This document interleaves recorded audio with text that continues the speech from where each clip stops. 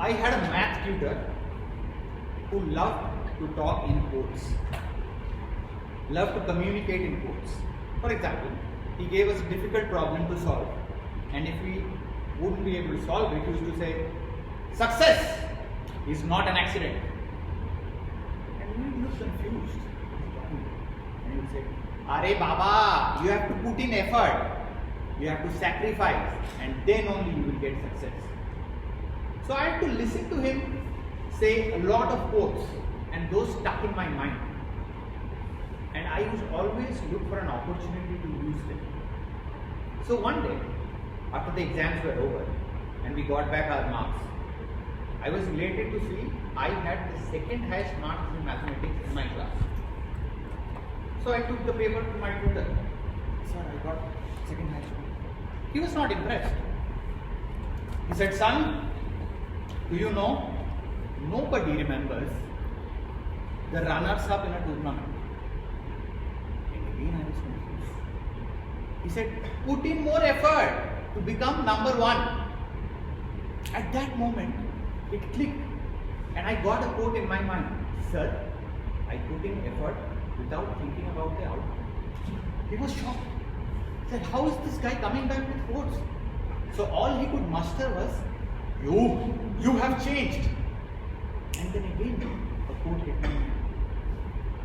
I said, "Sir, nothing is permanent but change." And that was the end of my tuition. Good evening, Toastmasters, and welcome, dear guests. We come here every Thursday to make a positive change. We invest time and effort in becoming a better version of ourselves, a better speaker, and we take up roles to polish on our leadership skills. I joined Toastmasters when I found out that this is a platform where you can practice. I knew that I had to practice. I knew the theory behind it, but I hardly practiced. I was afraid, so I never got the experience.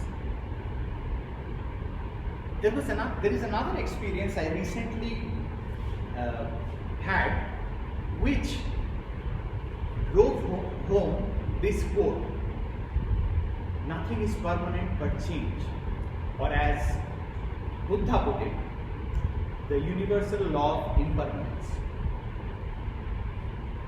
For example, all the things we experience with our six senses, our mind brands them either as good or bad. The good ones we try to latch onto, and the bad ones we want to get rid of. For example, you're stuck in traffic. Automatically you will start looking at your watch, you will start honking, knowing pretty well that nothing is going to change. Traffic is going to go free in a little bit and you will reach your destination. Honking is not going to help. When we latch onto the good things and think that the bad ones go away, that is when our misery starts. That, my friends, is where misery comes from. In the 10 days of Vipassana camp that I went to, I could hardly sit for 2 minutes with my folded legs meditating. It felt like my bones would fall off.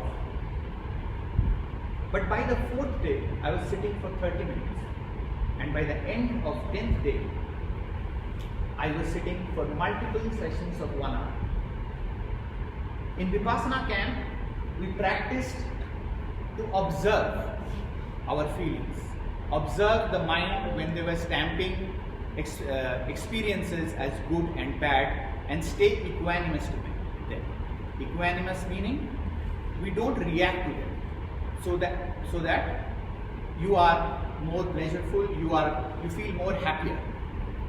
And I know I keep practicing this, I'll get better at it.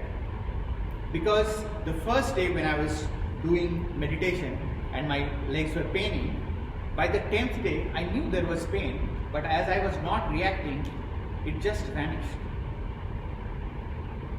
Just like that, my friends, at Toastmaster, wherever your journey is, whether you are a beginner Toastmaster or you are an accomplished one, that is not permanent.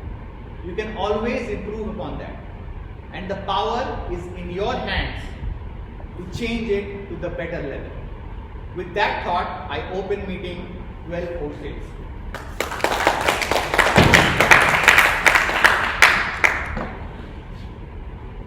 We have a couple of guests in the audience. Can I get a small introduction, your name, how do you find out about Toastmasters and what you're expecting? Yeah, good evening everyone.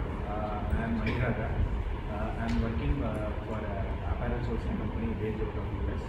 And I found out I was looking for this Toastmasters for quite some time. Okay. And I found out through Google.